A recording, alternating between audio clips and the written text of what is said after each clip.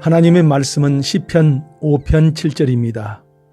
오직 나는 주의 풍성한 사랑을 힘입어 주의 집에 들어가 주를 경외함으로 성전을 향하여 예배하리이다. 오래전에 영국의 한 대학교에서 과연 사랑의 힘이 어느 정도인가를 연구를 하였다고 합니다. 일반 사람과 그리고 뜨겁게 사랑하는 신혼부부 두 그룹으로 나누어서 독감 바이러스를 주사하였다고 합니다. 일반 사람들은 독감에 거의 다 걸립니다. 그런데 뜨겁게 사랑하는 신혼부부는 그 바이러스가 전혀 영향을 끼치지 못하다는 연구 결과가 나왔습니다. 사랑은 우리는 일시적인 감정으로 여기면서 그저 그렇게 대할 수가 있습니다. 그러나 인생은 사랑이 없이는 살지를 못합니다. 그래서 끊임없이 인생은 사랑을 찾습니다. 자기가 사랑할 대상을 찾든지 자기를 사랑해줄 그 사람을 찾습니다. 어릴 적에는 부모의 사랑을 받고 살아야 합니다. 부모의 사랑을 적절하게 받고 자란 사람은 마치 은행 잔고가 넉넉히 있는 그런 것과 같습니다. 살아가는 태도가 든든해야 합니다. 긍정적입니다. 청소년기에는 친구의 우정이 필요합니다. 친구들과 어울려 서로 견주기도 하지만은 서로를 세워주는 그런 좋은 우정 관계가 필요합니다. 그리고 성인이 되면은 이성 간의 사랑이 필요합니다. 나와 다른 성을 가진 이성에게 자연스럽게 그리워지고 그 이성으로 자기 삶이 채워지기를 원합니다. 그래서 연애를 하고 결혼을 하는 것입니다. 그런데 문제가 있습니다. 이 세 가지의 사랑이 인간의 마음을 적절하게 온전하게 채워주지 못한다는 것입니다. 부모의 사랑이 자식에게 제대로 전달 안 될 수도 있고, 친구의 우정도 이성 간의 사랑도 시간이 지나면 식어지고 이제 형식적인 관계로 되어질 수가 있다는 것입니다. 인간이 가지고 있는 사랑은 소중하고 필요한 것이지만 한계가 있습니다. 시간이 지나면 변한다는 것입니다. 그래서 인간은 자기 마음에 채워질 그 사랑을 찾기 위해서 갈급해야 합니다. 다윗을 보십시오. 다윗도 이 세 가지의 사랑을 경험합니다.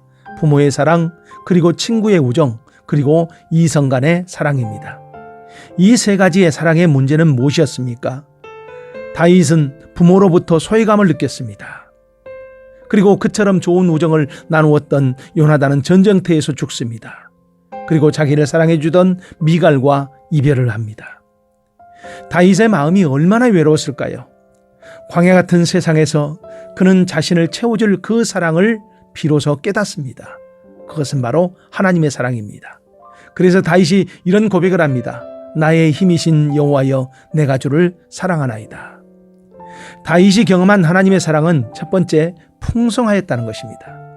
내 부모는 나를 버렸으나 부모로부터 제대로 채워지지 못한 그 허전한 마음이 하나님의 사랑으로 풍성하게 채워집니다. 오직 나는 주의 풍성한 사랑을 힘입어.